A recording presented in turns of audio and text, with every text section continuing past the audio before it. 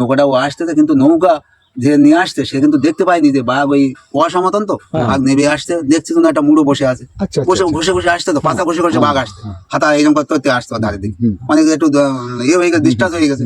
কারণ এসে ওখানে এসে যখনই আসলো ওকে এরকম ধাক্কা দিয়ে ফেলে দিল মহিলাটাকে। মহিলা তো অজ্ঞান হয়ে গেছে, দেখে অজ্ঞান হয়ে, মেয়ে মহিলা না, জালটা হাতে দাঁড়িয়ে আছে, ও পুরো অজ্ঞান একদম। এইভাবে ওভাবে পড়ে ওইভাবে পড়ে আছে, পড়ে ও ওই হাতা দিয়ে তখন ওকে ফেলে দিয়ে মুখ ডাবিয়ে ওই ধরতে গেছে, এমন সময় নৌকাটা আসছে। আচ্ছা, নৌকাটা ও তখন বেরিয়ে আসছে, ও তখন ওই হালুক সুলুক করছে আর বুটে নিয়ে মানে এইরকম করছে নৌকার উপরে। আচ্ছা আচ্ছা।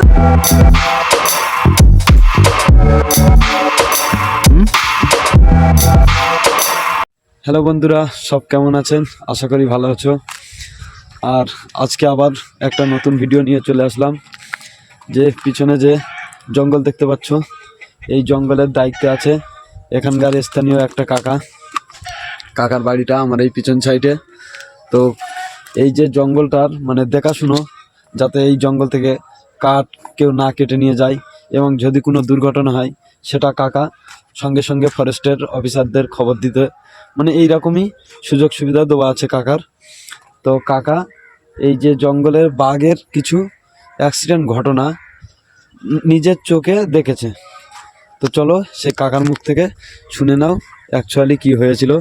আর যদি ভিডিওটা ভালো লেগে থাকে অবশ্যই চ্যানেলটা সাবস্ক্রাইব করে দেবেন আর ভিডিওটায় একটা লাইক দেবেন।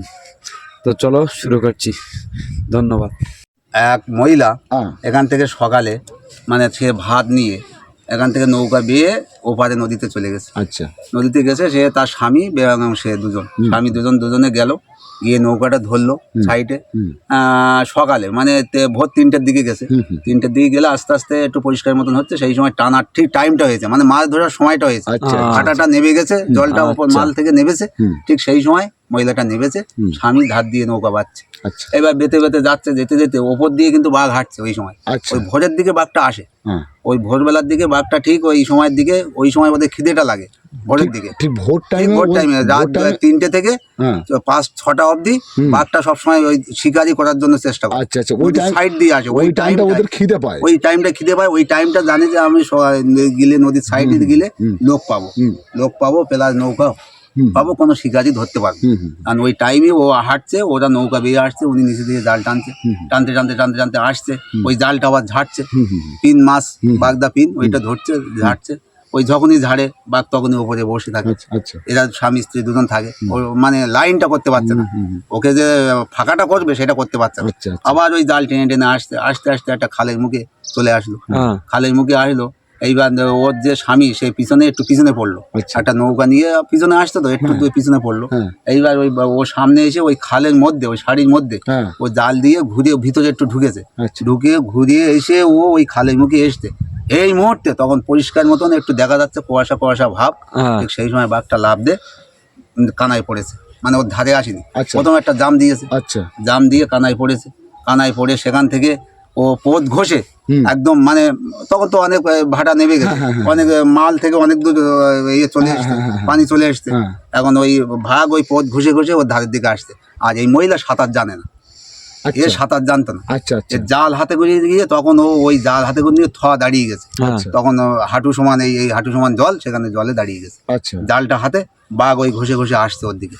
এইবার ও আসতে, আর ও তখন হয়ে গেছে, তখন কথা বলতে পারছে না, চুপচাপ। এখন বাঘ দেখে অজ্ঞান পুরো ভুল।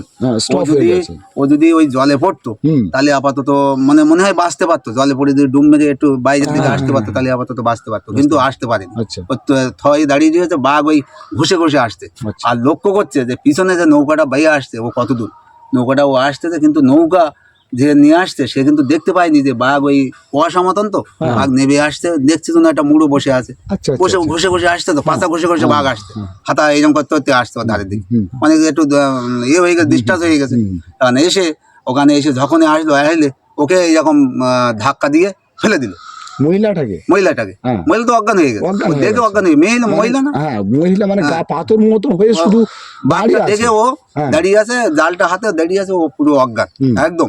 এইভাবে ওইভাবে পড়ে আছে, পড়ে ও ওই হাতা দিয়ে তখন ওকে ফেলে দিয়ে মুখ ডাবিয়ে ওই ধরতে গেছে, এমন সময় নৌকাটা আসছে। আচ্ছা, নৌকাটা ও তখন বেরিয়ে আসছে, ও তখন ওই হালুক সুলুক করছে আর বুটে নিয়ে মানে এইরকম করছে নৌকার উপরে। আচ্ছা, আচ্ছা, হ্যাঁ, আচ্ছা, ওগুলো ও স্বামীও অজ্ঞান, হ্যাঁ, ওই নৌকা নিয়ে খালি এরকম করছে, আর লোক নেই কাছাকাছি, আচ্ছা, দুজন স্বামী স্ত্রী। হ্যাঁ। এইবার বাঘ তখন ওই মুখের দিকে না আগে পা ধরে টেনে টেনে তুলছে পিছন ভাবে। হ্যাঁ, পিছন ভাবে টেনে টেনে টেনে মহিলাটাকে জলে পড়ে গেছে, পা ধরে টেনে টেনে টেনে টেনে পিছন ভাবে নিয়ে যাচ্ছে।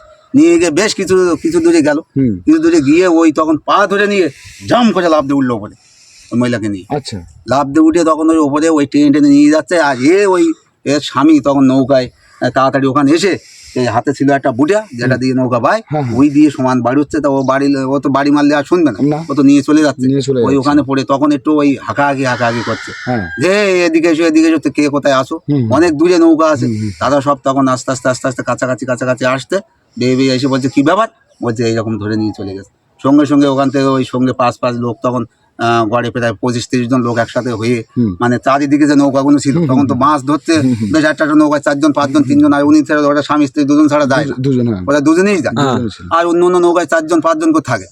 এইবার লোক সব এক জায়গায় 5-7টা নৌকার লোক এক জায়গায় হলো, বলে উঠে সঙ্গে সঙ্গে চল দেখি কেউ তাই গেছে। এইবার গিয়ে খুঁজে তাকে একদম গিয়ে অনেক জঙ্গলে, মানে ও তো বাঘ নিয়ে তখন ছুটছে, সকাল হয়ে গেছে তো তখন একদম পরিষ্কার হয়ে গেছে। ওকে শুধু লাম মারছে, ওকে ধরে নিয়ে লাম মারছে। মহিলা যখনই ধরেছে পা ছেড়ে দিয়ে ঘাট ধরলে এমনি মানুষ পুষে আস্তে আস্তে ছোট হয়ে গেছে, আর ওয়েট কম, এমনি 35-30 বছর একটা মহিলা, এমনি শরীর স্বাস্থ্য খুব একটা ভালো না, হালকা টাইপ।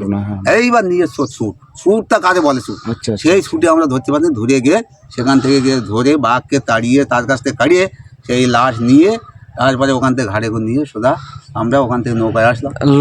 লাশটা কি সম্পূর্ণ ভালো ছিল না কিছু না খেয়ে ফেলছিল, টেস্টান সব খেয়েছে, পাটা খেয়েছে, কিছু জায়গা খেয়েছে। হ্যাঁ, সব খেয়ে ফেলছে, ওই ধরে ছুটে নিয়ে গেছে বুকের পাঁচটা এখান থেকে স্টান সব কামড়ি খেয়ে ফেলে, সব অর্ধেক মানে খেয়ে সব কামড়ি খেয়ে রক্ত বেরোচ্ছে, প্রচন্ড রক্ত, মানে দেখার মতো নেই। তবু ওই অবস্থায় ও ওই কামড়াচ্ছে আর খাচ্ছে ছুটছে, সেই অবস্থায় আমরা ওকে তাড়িয়ে নিয়ে ওকে ছাড়িয়ে নিয়ে এসেছি।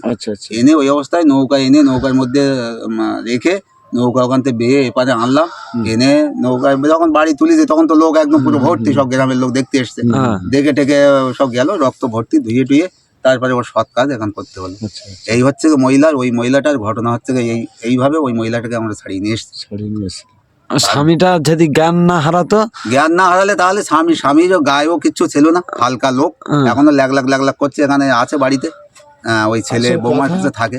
বাঘ যখন সামনে এসে যায়, আচ্ছা, তখন মোটামুটি কথা ভয়ে একদম গা পুরো পাথর, মানে এখন তোমার যে এটা আছে, যে তোমার দমটা আছে, শক্তিটা আছে, বাঘ সামনে আইলে হাফের অর্ধেক তোমার শক্তি থাকবে না, মানে মানুষ পাথর হয়ে যায়, একদম পাথর।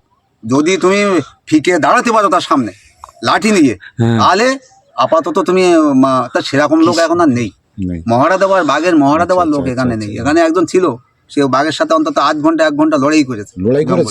তখন ওই জঙ্গলে কাঠ কাটার অধীনে ছিল, গোলপাতা বলে একটা পাতা আছে, সেই পাতা কাটতে যেত। সেই সময় গিয়ে ওই 100-150 লোক কাজ করতো, কাজ করে তারা ওই এর দেখাশুনো করতো। বাঘ এইরকম আসলে, মানে সে আবার জঙ্গলের বিষয়ে একটু জানতো, বাঘের বিষয়। বাঘটা ধরে এনে গোলপাতা দিয়ে এরকম চাপা দিয়ে রাখতো, এদেরকে বলতে দেখ বাঘ শুয়ে আছে। হ্যাঁ, সেই সব লোককে কিন্তু বাঘে ধরেছে, সাহসী, ব্যাপক সাহসী লোক। সেই লোককে বাঘে ধরেছে, সুলতান নাম তার, সুলতান, তার নাম। বাঘ ধরে ছেলে ফেলে দিত, সেই লোককে বাঘে ধরেছে, ধরে 8 ঘন্টা লড়াই করেছে বাঘের সাথে। লোক সব কাজ করছে, কিন্তু লোক কাজ করছে এখান থেকে মোটে না হলে অন্তত 100-200 মাইল দূরে। আর সে ওই কাঠ দেখে বেড়ায় জঙ্গলের মধ্যে, কোথায় পাতা আছে, বেশি পাতা আছে, সেই সব দেখে গোলপাতা দেখে বেড়ায়।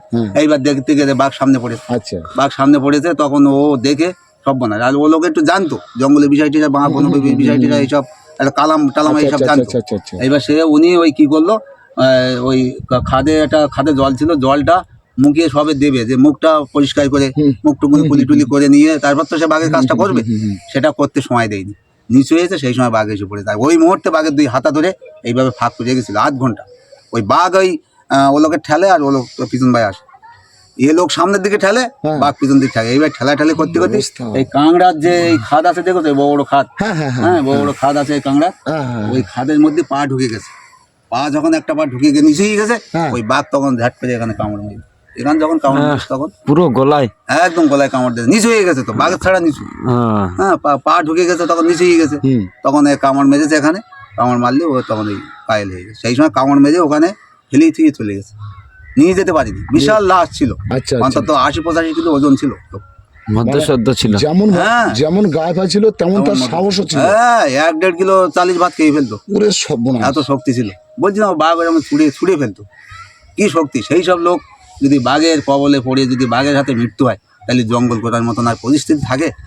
এখন যারা যাচ্ছে এরা তো চুনোপুটি, এইসব কাঁকড়া ধরতে যাচ্ছে পয়সা আর্থিক সংসার চালানোর জন্য, কিন্তু এরা বাঘের কাজ কিচ্ছু না।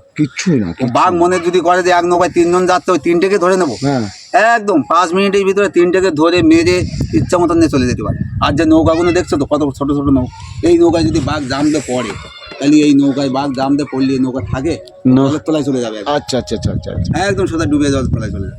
তাহলে চিন্তা করতে পারছো?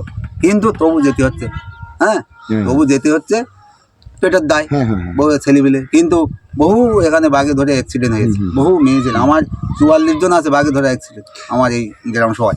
আচ্ছা কাকা, আর অনেক কথা হলো, আপনি অনেক মানে বাঘের অভিজ্ঞতা মানে শুনতে পেলাম। আপনার যে পেছনে যে জঙ্গলটা আছে, ওই জঙ্গলটার নাম কি? এই জঙ্গলটার নাম হচ্ছে মরিচঝাপি। মরিচঝাপি জঙ্গল, তাই তো? এটা মরিচঝাপি। নদীটা হচ্ছে গাড়াল নদী, মরিচঝাপি। এটা গিয়ে পড়েছে সুদা সমুদ্রে, একদম সমুদ্রে, বঙ্গোপসাগরে পড়েছে। বঙ্গোপসাগরে এই একমাত্র গাড়াল গিয়েছে বঙ্গোপসাগরে, আর কোনো নদী যেতে পারে। আচ্ছা। আর সমস্ত নদী এর সাথে মিশেছে। যত নদী যেদিক থেকে এসছে, বিদ্যা বলো, তোমার নামখানা, কাকদ্বীপ, যত নদী, ওই কালিন্দে টালিন্দে, শমশাননগর বর্ডার সাইডে যত নদী, সব এসে মিশেছে এই গাড়ালের সঙ্গে। এটা বলে গাড়াল নদী, এর সোজা সমুদ্রে গিয়ে পড়েছে, আর সব ডালপালা সব এর সাথে মিশে গেছে।